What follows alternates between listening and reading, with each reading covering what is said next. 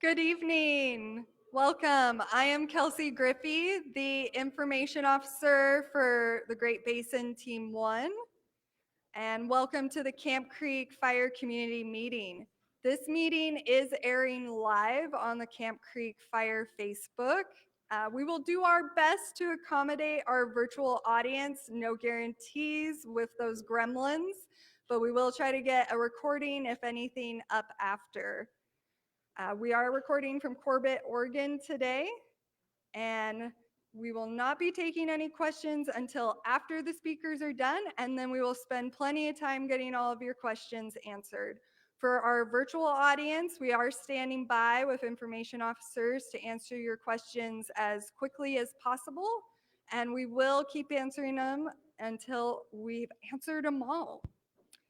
So unfortunately, last night, due to the heavy cloud cover, we were not able to get an updated acreage. So the most accurate perimeter that we have is still the 1,607, but our incident commander will address some of that fire behavior with our operations section chief. The Camp Creek fire is 0% contained, and we now have 306 personnel on the fire, with more coming in every day. Our speakers this evening are Chief Rick Wunsch from Corbett Fire. Thank you for hosting us tonight. And then our Jeremy Goers from the West Zone, our Fire Management Officer for Mount Hood National Forest, Isaac Ponning, our Operations Section Chief from Great Basin Team 1. John Farmer is joining us from Portland General Electric. We have Chris Voss, Emergency Manager for Multnomah County, and Gar Abbas, Deputy Forest Supervisor for the Mount Hood National Forest, and Evans Quo, Incident Commander for Great Basin Team 1. Let's get this going with Chief Wunsch. Oh, thank you. I'm Rick with the Corbett Fire Department, the chief up here, and I just will be a brief minute. Just wanted to go over a few things that Corbett Fire is doing up here. As we know, the fire started Friday morning up here, and we've been getting updates constantly from our partners. So we're up to speed on what's going on. The fire over the corner of my shoulder here kind of tells you the picture. Just to let you know what we're doing. It's on Forest Service land. They've got a lot of resources out there. They've got more coming. Feel good about that. One thing we do want to let you know that if the event it does come off of there, we've got other partners with Oregon State Fire Marshal, ODF, and of course us at Corbett Fire. We are ready to go and protect structures and do what we have to. We're coming up on the anniversary of the Eagle Creek fire 6 years ago. A lot of us in this room have memories of that. One thing that we did was we've learned a lot of lessons in 2017 from the Eagle Creek fire, and I'm talking about our agency, and again in 2020 when we had the big wind event that really impacted our neighbors to the south. During that wind event out here in Corbett, we learned from the Eagle Creek fire, let's get our resources out early and get them all over the fire district. At the time, our current fire marshal, retired from the fire chief's position, Dave Flood, he did just that. He sent those resources all over our fire district. We had 17 calls in 3 hours. All of those were taken care of by our dedicated members of our fire department. I couldn't be more proud of them. And we'll let you know, they're not only your firefighters out here, they're your neighbors, and they're ready to do it again if needed.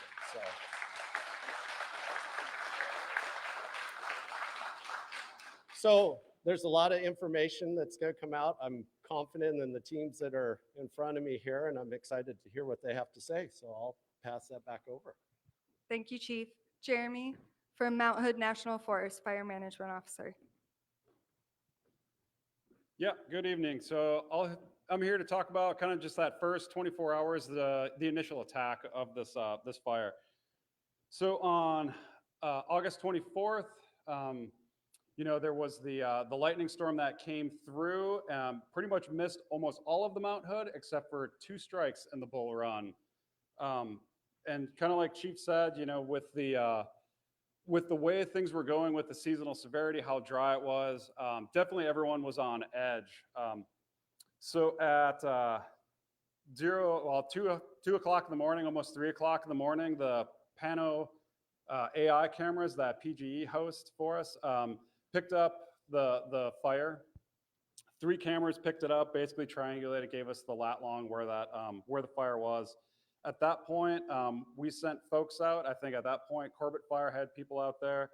By 3:30, we had 2 Forest Service engines, our Forest Service IC, Type 3 IC, an engine from Hoodland Fire, and an engine from Corbett Fire, as well as a Clackamas Fire engine.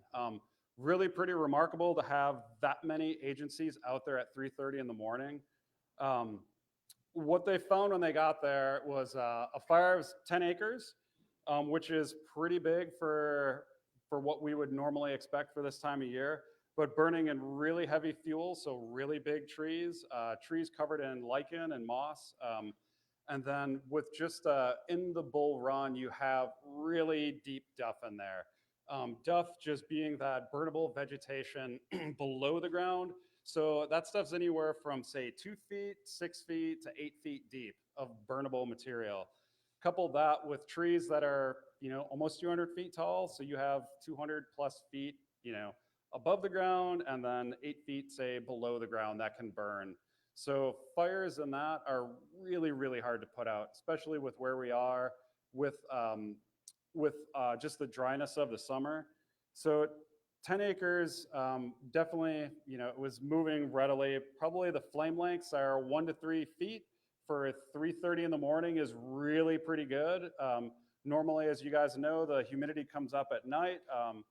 Fires don't usually want to burn that well at night, but this was definitely moving, wasn't moving very fast, but still those flames just kind of kept on going. And definitely with that burnable material, it was definitely difficult to stop. Whenever we go to these fires, we always talk about what are the values at risk. When we hear fire in the Bull Run, that's going to get all of our hackles up. Definitely a huge issue for us. A huge value at risk just having that drinking water there. And so, that was kind of the primary concern. And then, as this started growing throughout the day, you start to look around what's on the Bull Run. You've got, Corbett out here to the west. You've got Sandy. You've got Brightwood, Welch's, Marmot, all that stuff. And so that all really played a huge part with, kind of how we reacted to this fire, knowing it was going to be such a big deal. At 7 in the morning, GPS the fire at 33 acres. It was holding pretty well on some of the roads, which is really great because that's way less work firefighters have to do if we can work off of roads. We had started to get more crews in by 9 o'clock. 10 o'clock, I want to say our first helicopter started showing up. So Type 1 helicopters, so the really big helicopters. Got the approval to start pulling water from Reservoir 1 in the Bull Run, which is, that in itself is a really big deal. So that kind of shows you the level of, I'd say, commitment that we had to putting this fire out or trying to put it out. At 12:30, the request for retardant came in, and so lots of discussions amongst the forest on whether we can do that. With the concerns with dropping retardant in the watershed is a very big deal. Certainly don't want to put that stuff in the drinking water and just the bad things that can come from that. And so by 12:30 had the approval, and sometime half hour, 45 minutes later, had retardant dropping on the south side of the fire. That was mainly where the fire was moving at that point, and just trying to do whatever we could to slow that thing down. So throughout the day, had helicopters, we had the scoopers pulling out of the Columbia, skimming across the Columbia, picking up water, dropping it on the fire. Those guys doing hot laps just for hours at a time. We had helicopters working, had air attack up, coordinating all that effort from the air. And, as we started to get more and more folks in, by the end of the day, 2100, 9 o'clock at night, fire was approximately 60 acres. We had probably 100 people on the fire. And our local type 3 team, so we had an IC, we had operations, logistics, plans, finance, all out there engaged. And luckily our friends out at Timberlake Job Corps were lucky enough to feed us and be hauling in food for all the firefighters that first night. And so really that first day, it was everything we possibly could. We threw everything we possibly could that was in the area at this. The fire still kept on growing because of the heavy fuel loading above the ground, because of the heavy fuel loading below the ground, because of the lichen in the trees that would burn up to the treetops and then start dropping down on other trees, and just made it really difficult for firefighters to really get a good handle on this. So, that first shift, we were super lucky to get all that stuff, pretty much everything we wanted and more. Again, still just, unlucky, could not get a real good handle on that. At about, I think 2 or 3 in the afternoon, the decision was made to order up a type 1 team, or a complex incident management team, sorry. And we were lucky enough to have the Great Basin team close by. They started coming, and so, we in-briefed the next day, and so we were pretty lucky to have all of these resources right there. And people heard fire in the Bull Run, and everyone came running. So really that count that first day, we had 6 agencies out there, which is really pretty incredible for a fire like this. Type 1 helicopters, scoopers, retardant. So yeah, definitely a busy day that we were unsuccessful, and happily handed the fire over to the Great Basin team, and I will leave you with that. Thanks, Jeremy. So now for an update from the Fire Isaac Pawning Operations Section Chief. Thank you. Good evening, Isaac Pounding Operations for Great Basin Team 1. So just a shout out for Jeremy and his team. They were successful. They did an outstanding job when we came in, providing us with a lot of the local knowledge. We don't fight a lot of fire in country like this, fuels like this around the nation. So shout out to Jeremy and his team for setting us up for success. So I'm just going to provide you guys a little update on where we're at currently on the fire. When we took command of the fire, we broke it down into 2 different branches.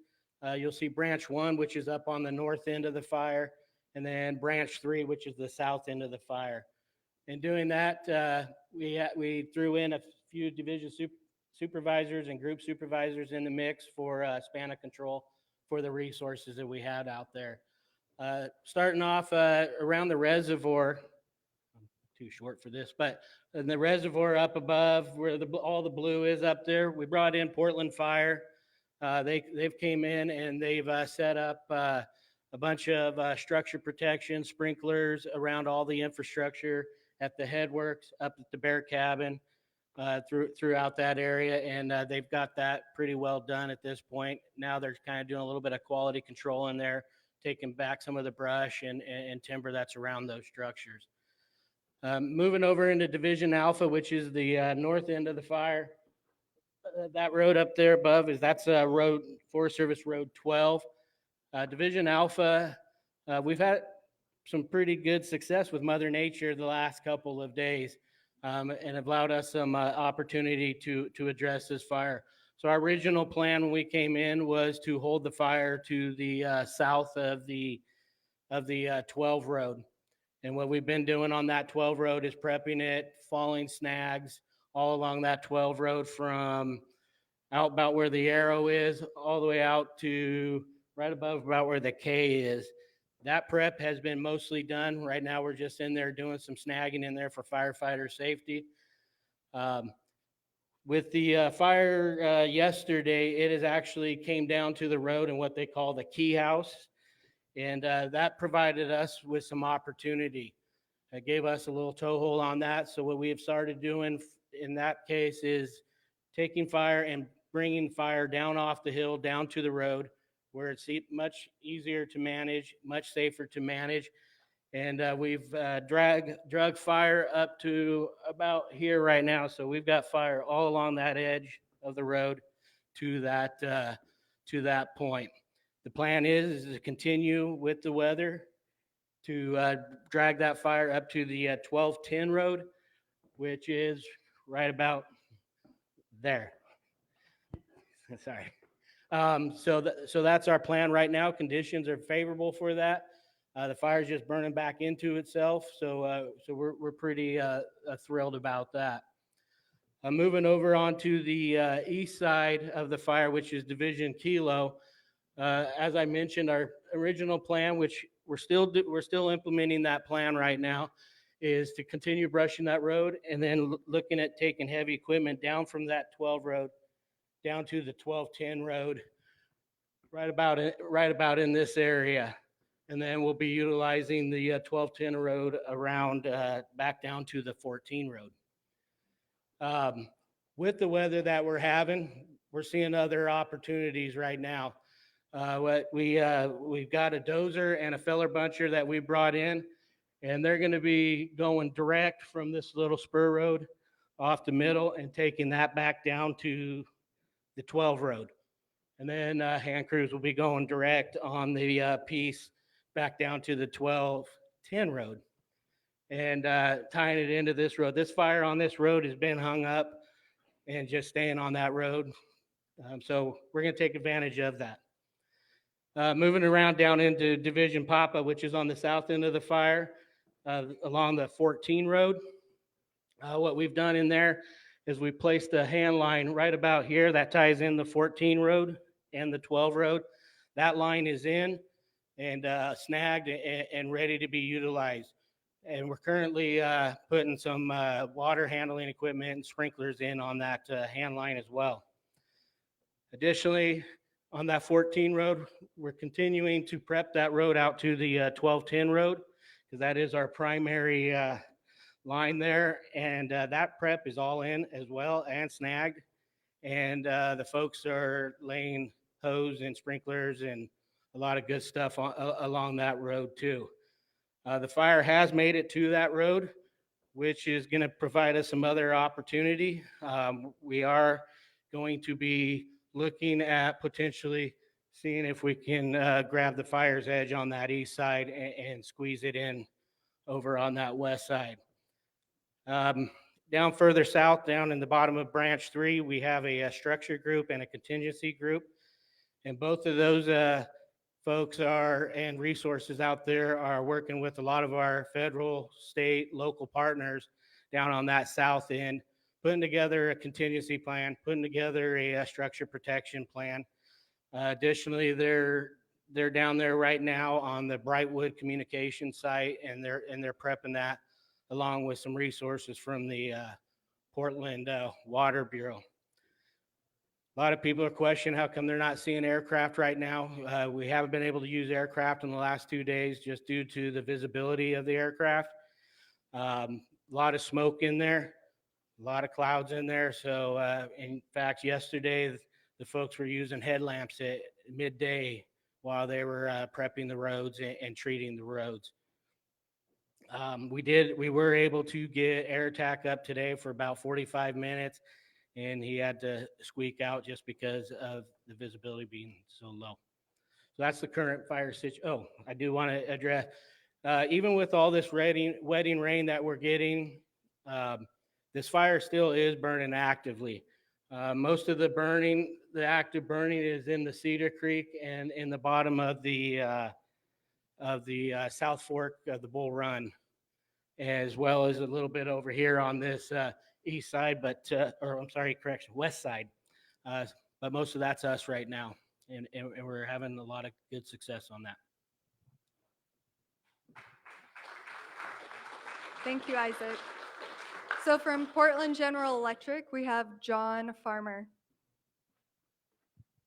Hey everyone, good evening. I'm John, as she said, and thank you very much for inviting PGE to this event.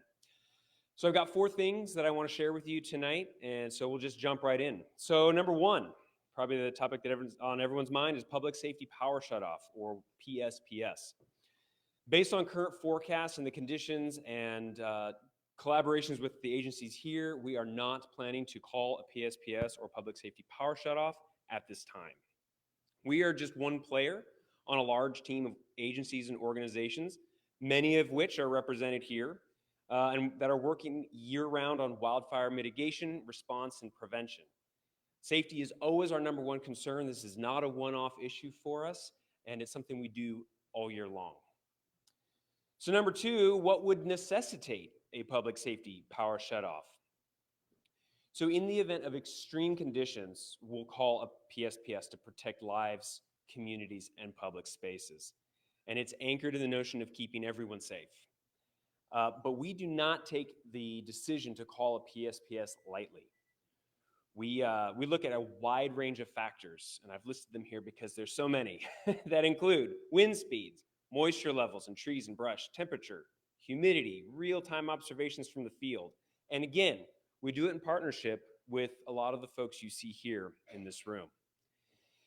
Now, if you'd like to learn more about how PGE works year-round to reduce the risk of wildfire and some simple actions that you can take yourselves, please give us a call. Check our website. We've got a lot of great information that we'd love to share with you. So the third thing, communication. So we communicate with all of our customers about our efforts to reduce the risk of wildfire. I'm sure some of you have received emails, texts, you may have seen some stories in the news. That's all our effort to make sure everyone understands what's going on and what we're doing and what everyone else can do to pitch in. Now, if you haven't enrolled in our proactive text notifications, I really encourage you to do that. And when you do that, please make sure that your contact information is updated in your PGE account. That really obviously helps us stay in communication with you when we really need to. Now, if conditions were such that we needed to call a PSPS, which we do not foresee happening right now, we would provide you with advance notice and notification, and we would keep you updated all throughout the entire event. The last thing, number 4, is the medical certificate program. So if you rely on power for medical equipment, health needs, things like that, and you haven't talked to us about the medical certificate program, I really encourage you to give us a call. We have an amazing customer service team who would love to walk through that with you, help you get enrolled, and then that's one more step of preparation that we can all do together. That's it. I said it'd be short and sweet. Thanks so much again for this opportunity to share, and yeah, have a good night. Thank you. Okay, Multnomah County Emergency Manager, Chris Foss. Well, good evening, everybody. First off, let me just say there are no current evacuation levels. So that's the good news. And as you're looking at this map, unfortunately, no one told this fire that it was supposed to stay south of the Multnomah County Clackamas line. It's just started to creep a little bit north, so we've got about 1% of the fire, and probably Clackamas County's got the other 99% of the fire. I do want to leave you with a few pieces of information here and important points that I want to make sure everybody knows. One, you'll probably see cards back there that look a little like this. You'll see sort of the alert notification system that we use. It's publicalerts.org. We ask that you sign up for this information.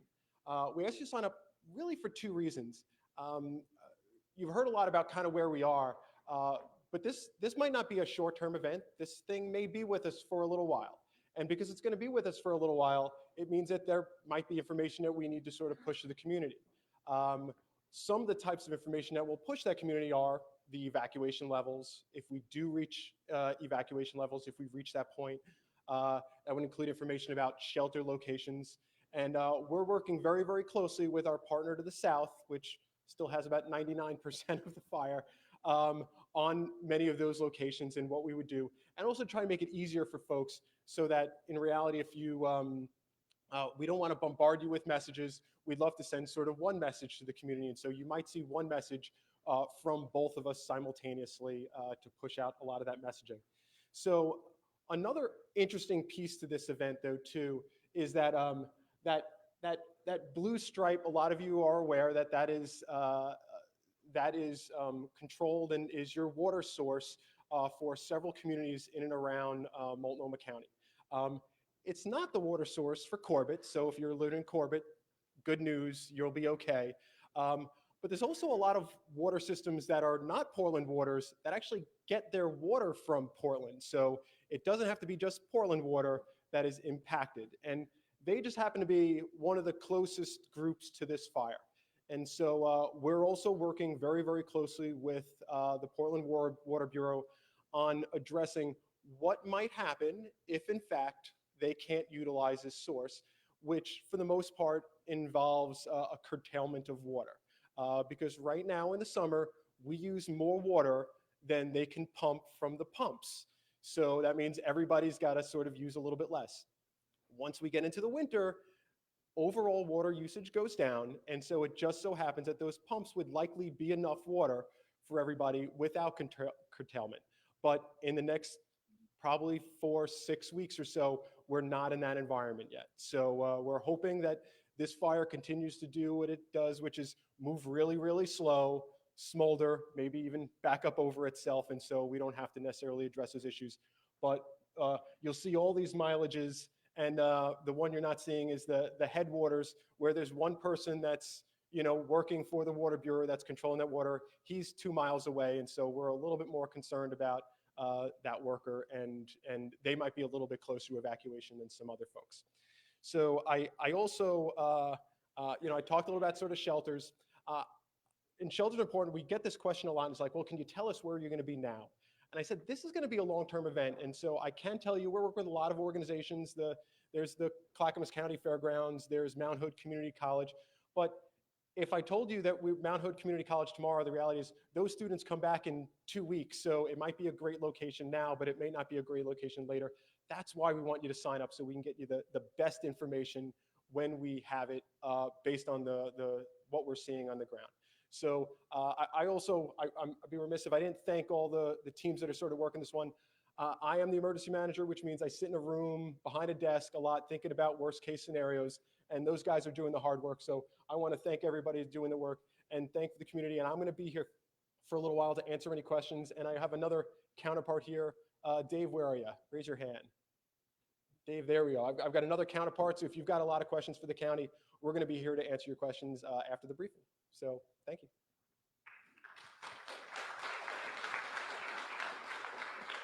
All right, Gar Abbas, Deputy Forest Supervisor for the Mount Hood. Well, good evening, everybody, and thank you for coming out to listen in on our information. And as was mentioned, and obviously I work for the Mount Hood National Forest, but really what I wanted to share with you tonight is that I'm part of a much larger team. All the folks that you heard speak tonight, and couple dozen actually more folks are working together constantly all day long to figure out the best way to approach this, to manage this, and to do the best we can to make sure this event has the least impact on all of us as possible. It's truly amazing if you could be there all day long with all the different connections that are made, all the different concerns that are highlighted, all the different people involved in doing the best we can to serve the public. And the great thing about all of this is everybody so far that's involved in this has the same 2 priorities that are lined up, and we're all working together on those 2 priorities. One of them being, of course, the communities that you see highlighted on the map up here, and making sure that the people in those communities and their possessions, their homes, are not impacted to the greatest extent possible.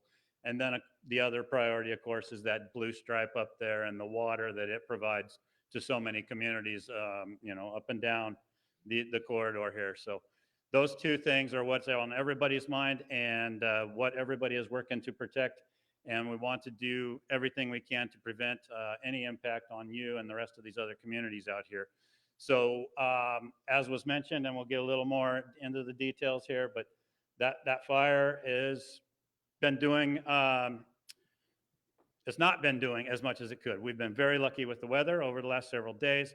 We're very lucky that the weather outlook is pretty good for the next several days.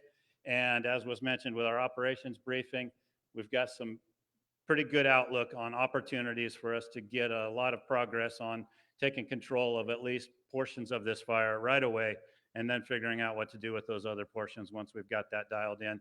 So things are looking really good right now. We're optimistic, but we're not overly optimistic, of course, and you always have to plan for the worst. So as was mentioned, there's contingency plans going in place out there. There's lots of pre-planning going on, and everybody's doing everything they can to look out for you and your families. So just wanted to share that, and with that, I'll turn it back to over to here, and you'll hear a little bit more from our incident commander, who's really guiding all the folks on the ground out there on how best to approach this. So thank you. Thanks, Guy. So, we're about to hear from our incident commander, but before that, I'd like you all to know that we'll roll right into questions after he speaks. For the questions, please keep all questions relevant to the Camp Creek fire. We will have subject matter experts around the room by maps to answer questions specific to you or any concerns that you have, but please keep them relevant to the Camp Creek fire. Once the incident commander is done speaking, we'll have you line up in the center of the aisle to be able to hear your question here and online so that your question can help everyone out. And Michael will be assisting you, the tall man in the back. So I'm going to pass it to Ensign Commander Evans Quo. Thank you, Kelsey. Mike, could you zoom out to the full extent? So, good evening, everybody. Like Kelsey said, my name is Evans Quo. I'm the incident commander for Great Basin Team 1. And Chief Rick, thank you very much for hosting us. I'm going to go on a little bit of a limb, and I'm going to ask, I'm assuming this community has, you've been through fire public meetings like this before in the past? Yeah. And so you've run into teams like mine in the past because you've gone through multiple fires? Okay. Yeah, it's unfortunately, we have to be here again. A lot of fires are, in some ways, they're the same, but also each one is, over the course of my career, I found each one is somewhat unique in its own way. And this fire is by no means different from that because it does have its own unique set of values. The main management direction we've been given to manage this fire is to suppress it at the smallest possible size possible without compromising firefighter safety. The reason for that is there's a lot of values around this fire, pretty much in like a 270-degree direction. So in addition to the municipal watershed, the Bull Run watershed, which is approximately like so, a lot of communities, Sandy itself and a lot of the smaller communities off to the west side, and then of course along Highway 26, all those small communities out that way going over towards Mount Hood, and then of course your community up here. So it's almost surrounded on, three sides, well, four, I guess, by these very highly important values that if the fire were to get in there because of the nature of the fuels, we're looking at some not very good outcomes. So we're taking this fire very, very seriously. Isaac talked a lot about what we were doing on the ground. I wanted to just spend a little bit of time talking to you folks about the why behind the what, and then also go a little bit about our intentions over the next week or two while we're here. So the why what we're doing is, Isaac described, we're using this road network to try to hem the fire in as much as possible because we don't want the fire going north into the watershed with all the infrastructure of the water treatment plants for obvious reasons. It's people's drinking water.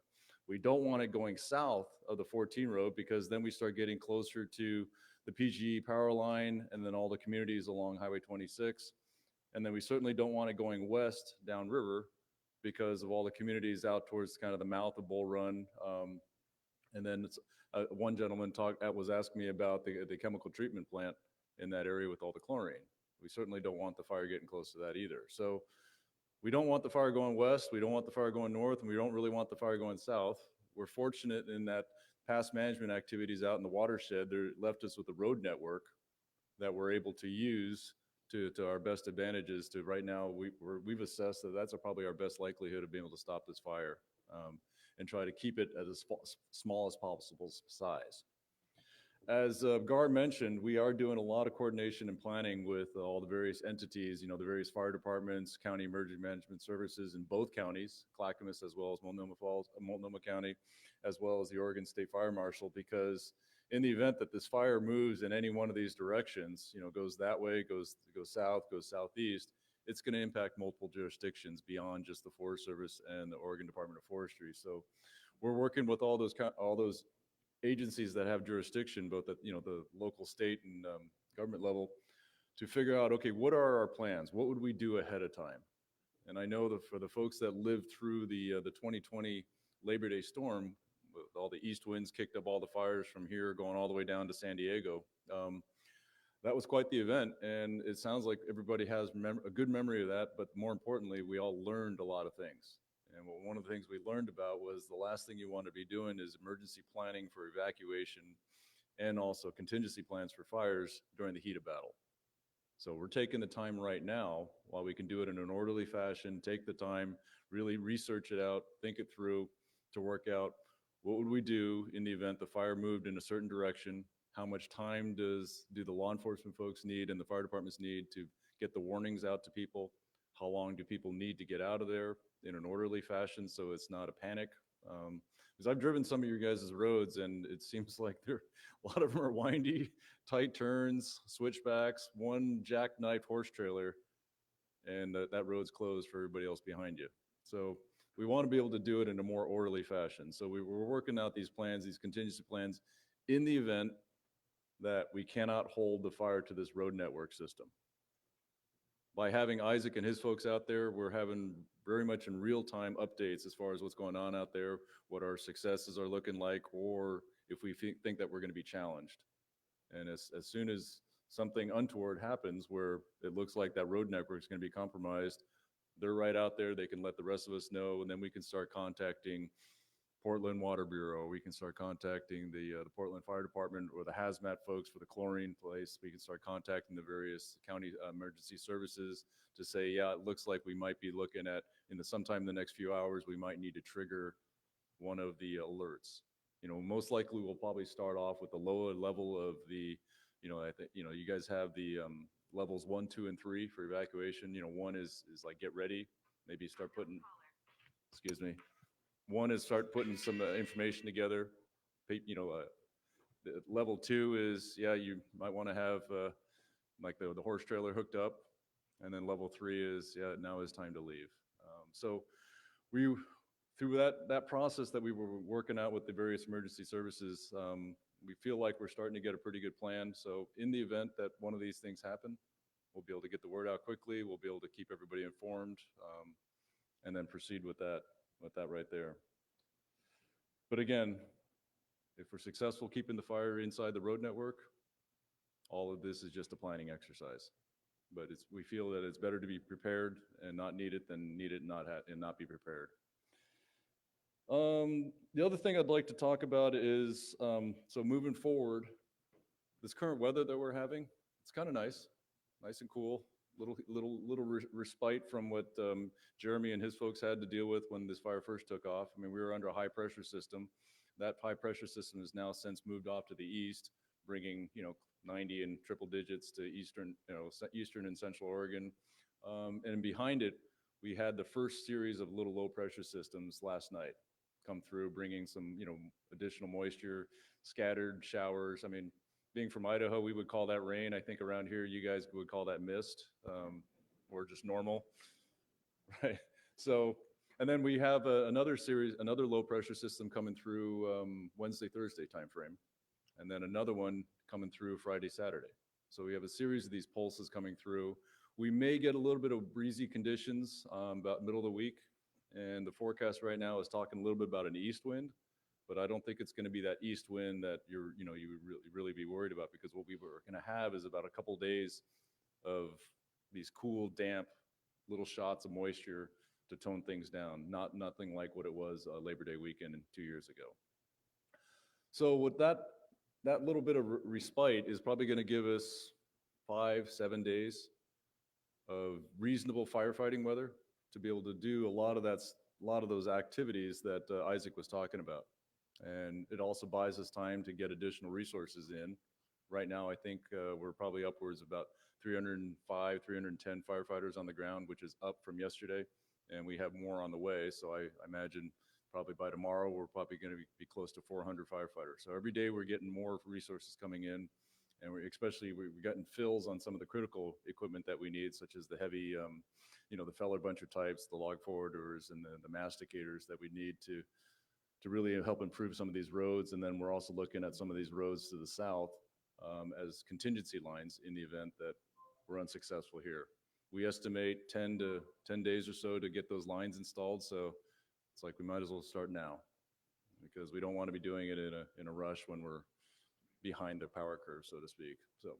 So that's our intention moving forward, is we're going to continue working this fire, doing our best to keep it inside the road network, but at the same time, because we're somewhat pessimistic about our odds, and I'm not in the business of giving people odds, we'd like to be prepared. We're going to start implementing some of those contingency plans where we think we have most likely the fire would most likely threaten or try to breach our containment area. So, and then as long as we're here, we're also going to fulfill the other requirement that the land management agencies asked of us, which is continue to feed the information out to the public. We understand that there's a lot of communities around here, a lot of people with vested interest, not only in this fire, but also with the possible long-term effects it could have on their water supply in general, or the air quality, or the potential threat to their homes. So through our mechanisms that we're able to bring with all the public information people we have, through meetings like this, through the pop-ups that they're going to do in some of the smaller communities, the press releases, some of the things that we're able to do on social media with short video clips. We just want to get as much information out to folks on a timely basis, so to help keep everybody informed of what's going on, because that is important to us, that you folks are aware of what's happening. So I think that's about it. I guess I'll pause there to see if there's any questions you folks have for me in particular.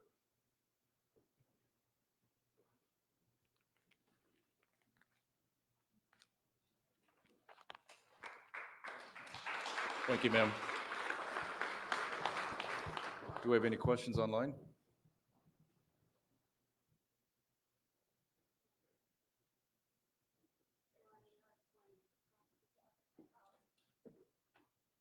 So one of the questions coming up online is about the use of aircraft and with the limited visibility, but it doesn't always look that limited. So could you please explain? So we currently have, I think it's 2 of the Canadair CL-415 scoopers assigned to us. Those are the fixed-wing airplanes that they skim. They don't land on the ground to refuel. They just kind of skim the waterways, and then as a result of that, they're able to fill up their tanks. It's like 1,200 to 1,400 gallons, depending on the altitude. And we have this wonderful water supply just north of us called the Columbia River. I mean, it's almost perfect for our needs. We also have 3 Type 1 helicopters, anywhere from 700-800 gallons on the low end to maybe right around 1,000 gallons on the high end. And so we've been using those fairly effectively to support the hand crew operations out there. We're somewhat reluctant to use retardant on this fire, especially close to the waterways, just because retardant it's nitrates. It's mostly fertilizer, a little bit of clay in there for the color and the plasticity, but yeah, getting those chemicals in the waterway is probably not a good idea. So we've been somewhat reluctant to drop retardant unless we can find some place that doesn't have any live stream waterways high up on the ridge, where the initial attack folks put the retardant up on the 14 road. That might be possible. But what we found over my career, I think, is the best use of aircraft is in conjunction to directly support the fire crews on the ground. So what we use the aircraft for is they come in and they drop the water. It knocks the heat out of the fire and allows the firefighters to get close. They get close, they can establish the fire line, which ultimately stops the fire. So just using aircraft on its own, just dropping on the fire, it's not the most effective tactic, to be honest. You may have the effect of it takes the heat out of it, but after an hour or so, the residual heat that's smoldering will just dry everything out, and next thing you know, the fire picks back up in intensity, and we're back to where we were. Flying that low with that much weight, and then suddenly lose like a third of your mass. Let's just say it's a pretty challenging operation, and we hold those pilots in extremely high regard for their skill and bravery to be able to do that, because you really should not be flying a plane that low to the ground without your landing gear down and ready to land. So, but yet they do it. There's other challenges too, especially at the head of the fire, the visibility. Like, was it Saturday or Friday and Saturday when we first got here, the wind was blowing pretty decently out of the west, so the column was laying over it was bending right over where it says Division K on the map, and so the head of the fire, you're pretty much obscuring the vision. And fixed-wing pilots need at least a minimum of 3 miles of visibility in order to fly safely. Helicopters can probably get away with like 3/4 of a mile, but imagine, well, you guys know what it's like driving around here in the wintertime when it's foggy out, right? And you can look out your side window and look at the lines on the road.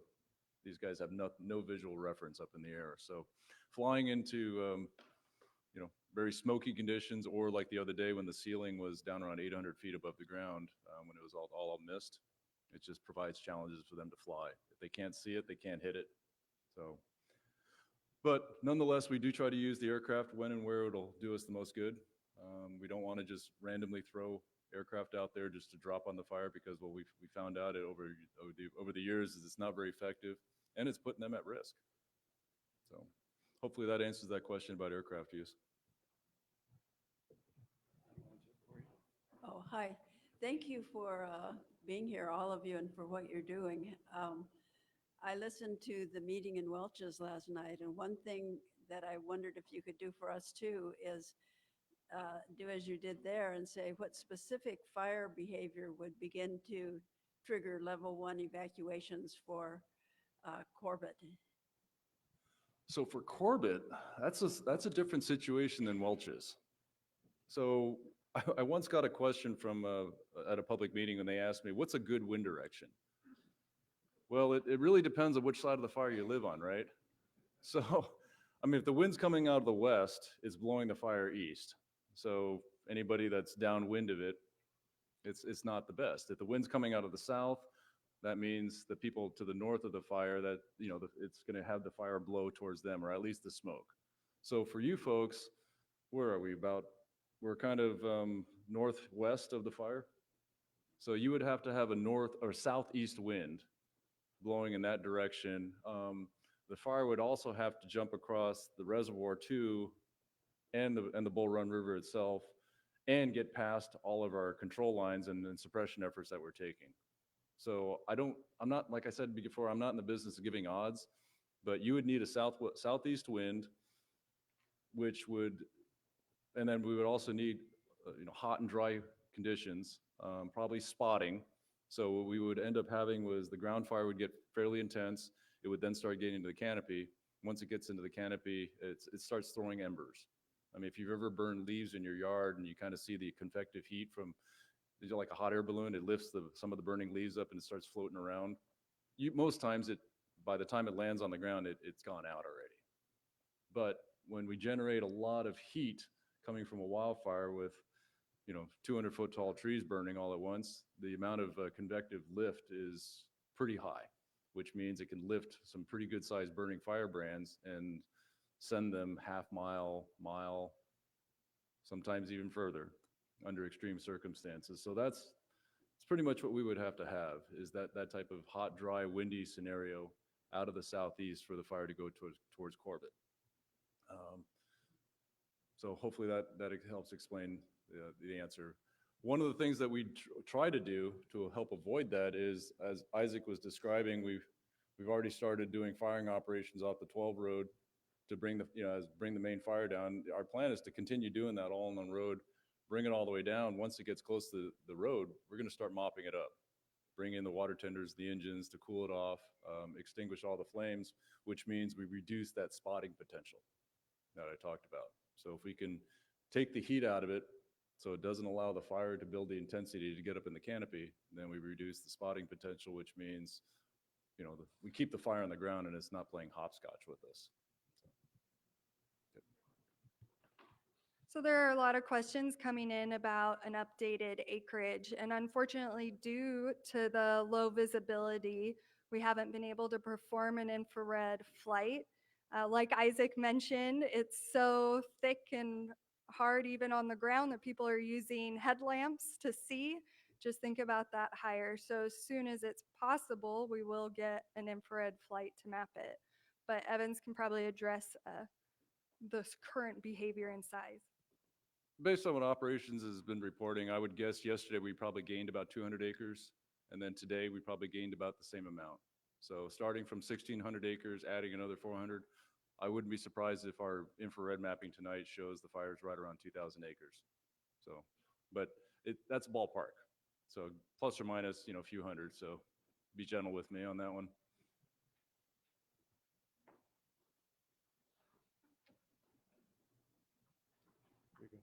I just have a rather ignorant question, which is, I think the language, just trying to catch on to the language of fighting the fire, you talked about bringing the fire down to the road or some language like that. What does that look like on the ground? Okay. Thank you. I can take a stab at that. Does anybody have a lighter? Does anybody have a match or a lighter? No? Nobody smokes anymore. Okay. All right. So bear with me. So we have two basic types of fire behavior. You have head fire and backing fire. And so a lot of what this fire is doing coming down off this ridge, it's backing downhill.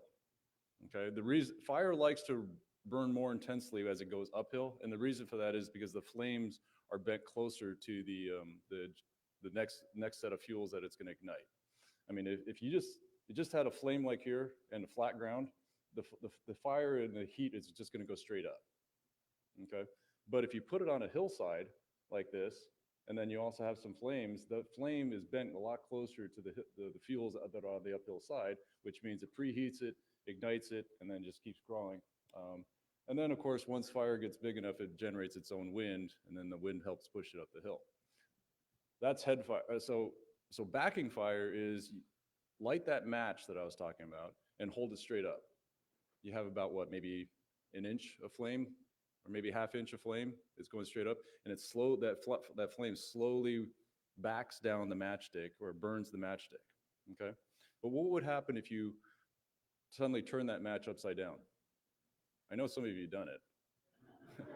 You burn your finger, right? Because now the flame is able to burn right up the matchstick, and that matchstick, the wood, feeds the fire, and we go from a half-inch flame to 2 or 3 inch flame.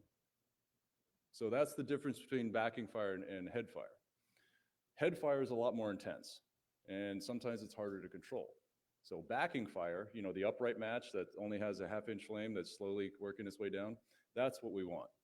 So if we were to conduct additional firing operations, we would start up top, high up on the hillside, light a fire with, we have these things called drip torches, which is like a 1.5 gallon can with a little wick on it.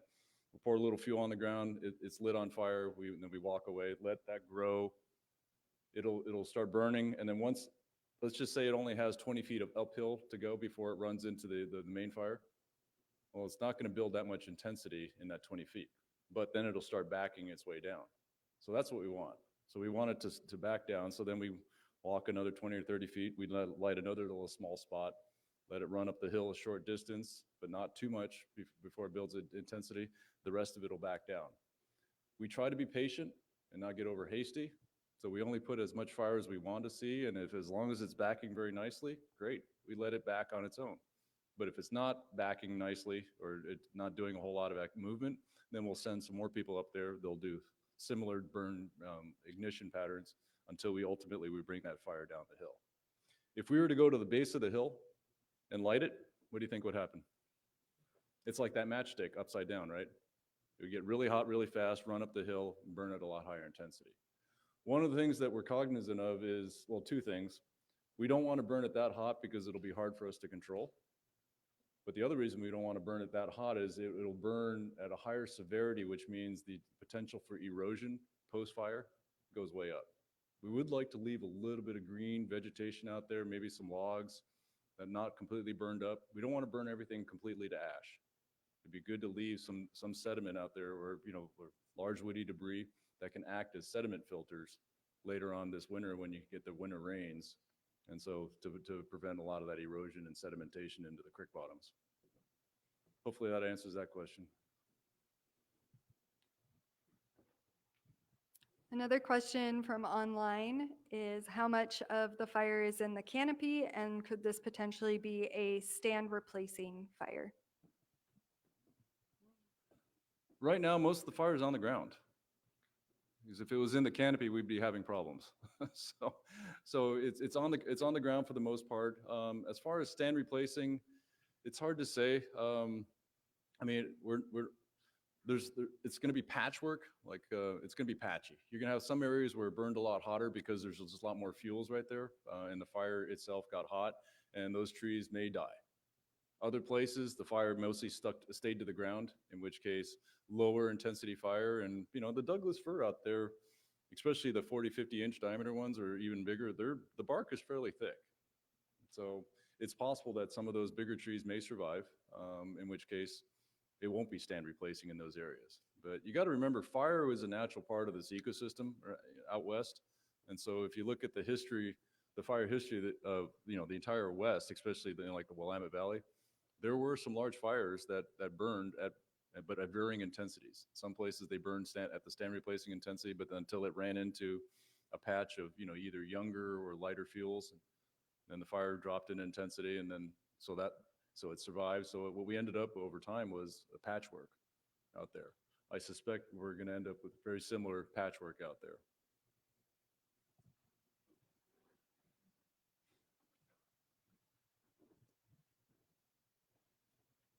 All right, not seeing any more questions in here, and virtually we'll keep answering the questions, but I would like to allow some time for all of you to talk to some of our subject matter experts that have been sitting up here, get some one-on-one questions answered.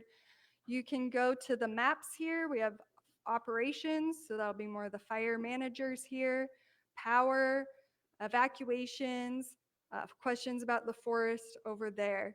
But before I let you all break out, I just want to remind everyone that to find the best and accurate information, please go to the Camp Creek Facebook and INCIWeb. INCIWeb is INCIWEB.